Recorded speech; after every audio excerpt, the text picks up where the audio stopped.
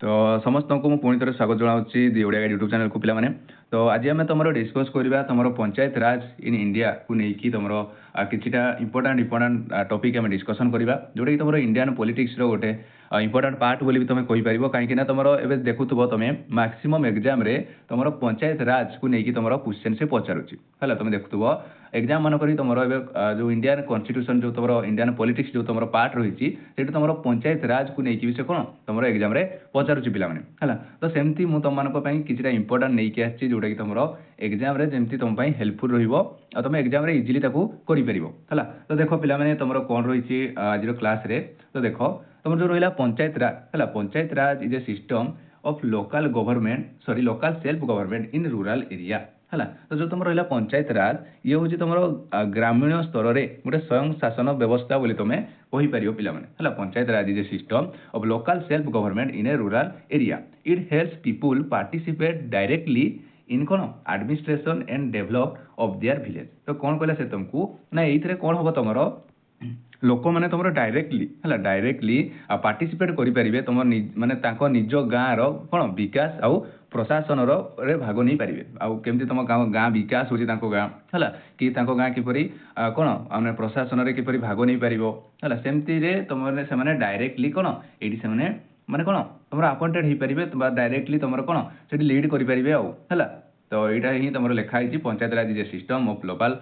Self government in rural area it helps p participate directly the administration and develop of their village है तापर देख ये जो रहा तुम जो कौन पंचायत राज है यहाँ हूँ तुम 3 टाइप बोली कहीपर 3 स्तर बोली तुम कहीपर है तुम जो पंचायत राज रहा ये तुम 3टी स्तर में होता है कौन कौन रही तो सही तुम 3टा स्टेप देख फास्ट हूँ तुम ग्राम पंचायत है तुम जहाँ शुणी ग्राम पंचायत जोटा कि तुम विलेज लेवल होता है तुम कहीपर ग्राम स्तर में होता है जोटा तुम जीपी बोली भी आम कौन कही था पे देख तुम पंचायत समिति कौन तुम पंचायत समिति जोटा कि तुम ब्लॉक लेवल को नहीं था कि होता है तुम कहीपर जोटा तुम ब्लॉक स्तर है तुम जिला परिषद जोटा तुम जेडपी जोटा तुम डिस्ट्रिक्ट लेवल को होता है यहाँ हूँ तार 3टी स्तर जोटा कि पंचायत राज इन इंडिया इंडियन पॉलिटिक्स जो तुम 3टी स्तर अच्छी पंचायत लेवल यहाँ हूँ तुम से 3टी स्तर तो एमती भी मन रखिपर जीपी पीएस जेडपी एमती भी तुम मन रखिपर जीपी रेगला तुम ग्राम पंचायत पीएस रेगला तुम कौन पंचायत समिति और तुम जेडपी रेगला तुम जिला परिषद है यहाँ हूँ तार 3टी स्तर पे देख जो तुम पंचायत राज जो रही यहाँ तुम केते नंबर कॉन्स्टिट्यूशन रे तुम अमेंडमेंट रे अच्छी आमर ना देख constitutional status through the 73rd constitutional amendment act है तुम 73तम सांविधानिक संशोधन अधीन द्वारा आम पंचायत राज संविधान को मान्यता मिलता है तुम के आमर 73तम सांविधानिक संसद अधीन द्वारा पंचायत राज को आम कौन सांविधानिक मान्यता मिलता है जे जे ये देखिए ये ओडिया भी तुमको लिखिदी है देख इफेक्टिव फ्रॉम 24 एप्रिल 1993 है तो कौन कहले से तुमको ना ये 24 एप्रिल 1993 ठारू पंचायत राज व्यवस्था कार्यकारी होता है तो कौन कहला ना 24 एप्रिल 1993 ठारू आम जो पंचायत राज व्यवस्था कार्यकारी होता है देख पार्ट आईएक्स तुम कहीपर संविधान भाग कौन 9 है अनुच्छेद केते ना तुम 243 रु तुम 2430 रे एडेड द कॉन्स्टिट्यूशन है एडेड टू द कॉन्स्टिट्यूशन तो कौन कहला तुमको ना संविधान भाग 9 अनुच्छेद 243 रु 2430 रे पंचायत राज विषय व्यवस्था उल्लेख कराई है या विषय कौट लिखाई तुम ना तुम भाग 6 लिखाई तुम कहीपर पार्ट 9 लिखाई 6 नुह 9 लिखाई है देख तुम 11तम अनुसूची पंचायत मानक 29टी विषय सम्मिलित होती है तुम 11 शेड्यूल एंड कंटेंट 29 सब्जेक्ट ये तुम कौन ना तुम 11 शेड्यूल एंड कंटेंट 29 सब्जेक्ट तुम केतोटी शेड्यूल अच्छी तुम आम इंडियन कॉन्स्टिट्यूशन रे आमर 12टी शेड्यूल अच्छी पे प्रति वर्ष आमर केबे ना एप्रिल 24 तारीख को आमर इंडियन कौन आमर नेशनल पंचायत राज दिवस आम पालन कर प्रति वर्ष एप्रिल 24 है एप्रिल 24 को आम जातीय पंचायत राज दिवस विषय पालन कर ये रहा तुम पंचायत राज को लेकिन किसी इंपोर्टाट तुम पॉइंट ताकू मन रखिदेव पे देख जो देख तुम जो पंचायत राज रहा तो ये तुम डायरेक्ट से कौन इलेक्शन छिड़ा ही पारती डायरेक्ट से कौन निर्वाचित हो पारती सीधा सड़क भाव में है ये गोटे तुम पॉइंट ये तुम जानी भी थो पे रिजर्वेशन थाए तुम एससी एसटी ओमेन मान कौन ये तुम रिजर्वेशन थाए है देख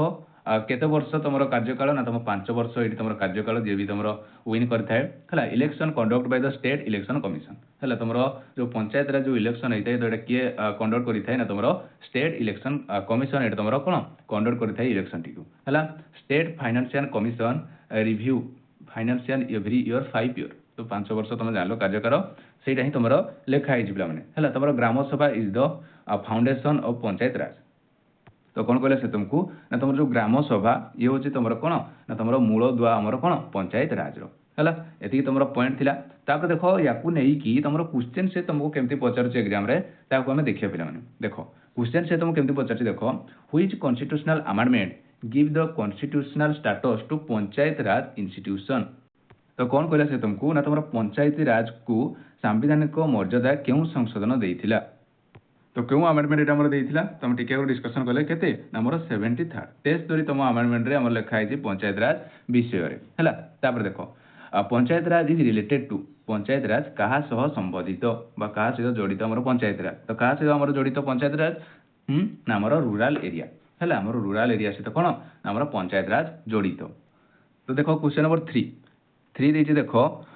how many tiers and they are in the panchayat Raj system है तुम जो पंचायत राज व्यवस्था आमर केतोटी स्तर अच्छी बोली से तुमको पचारि केतोटी स्तर अच्छी तुम केतोटी आमर 3टी स्तर अच्छी हाँ कि नहीं टी डिस्कसन कले तुम डिस्ट्रिक्ट लेवल होगला तुम कौन पंचायत समिति होगला तुम ग्राम पंचायत होगला एगुड़ा हूँ कौन 3टी स्तर आमर कौर आमर पंचायत राज system which is the lowest level of panchayat Raj सब लोएस्ट लेवल कौटा बोली से तुमको पचारि तो केवटा सब लोएस्ट लेवल आमर पंचायत राज नामर कौटा नामर देख तुम ग्राम पंचायत ऑप्शन सी ग्राम पंचायत हूँ कौन ना सबुठार आमर लोएस्ट लेवल तापर देख व्हिच आर्टिकल डील्स विथ ग्राम सभा तुम क्यों आर्टिकल आमर ग्राम सभा सहित डील करे बोली से तुमको पचारि तो क्यों आर्टिकल आमर आर्टिकल नंबर 24 243 है 24 नहीं 243 ए आमर कौन ना आमर ग्राम सभा सहित कौन से संबंधित है तापर देख national panchayat Raj day is celebrated आमर जो नेशनल पंचायत राज दिवस आम यहाँ केवे पालन करें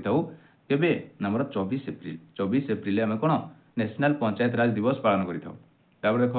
which is the lowest tier of the panchayat Raj सबुठारु लोएस्ट टीयर आम पंचायत राज कौटा तुम पंचायत राज सबुठारु निम्न स्तर कौटा तो केउटा आम डिस्कसन कले आमर कौन आमर ग्राम Panchayat Gram Sabha is the dash of panchayat Raj आमर ग्राम सभा राजर डैश अटे तो कौन अटे आमर यहाँ फाउंडेशन बोली तुम कहीपर है Gram Sabha is the foundation of panchayat Raj तापर देख टर्म ऑफ पंचायत राज आमर पंचायत राज कार्यकलाप केते वर्ष थाए तो केते वर्ष नामर 5 वर्ष थाए पंचायत राज कौन नामर कार्यकलाप election of panchayat Raj is conduct by आमर जो पंचायत राज जो निर्वाचन होता है तो ये किए कंडक्ट करें बोली से तुमको पचारि तो किए करें नामर स्टेट इलेक्शन कमिशन यहाँ आमर करें स्टेट इलेक्शन कमिशन आमर कौन नामर जो पंचायत राज जो निर्वाचन हुए ताकू कंडक्ट करें है तो ये तुम क्वेश्चन पिला माने जोड़ा कि आम 10टी क्वेश्चन डिस्कसन कले पंचायत राज को लेकिन है जोड़ा कि तुम एग्जाम पचारुची पे है तो आज ये पुणी आ गोटे नुआ टॉपिक नुआ क्लास को लेकिन मुझे आसवि जोड़ा कि तुम एग्जाम बहुत इंपोर्टेंट रही आज रोचे जय जगन्नाथ।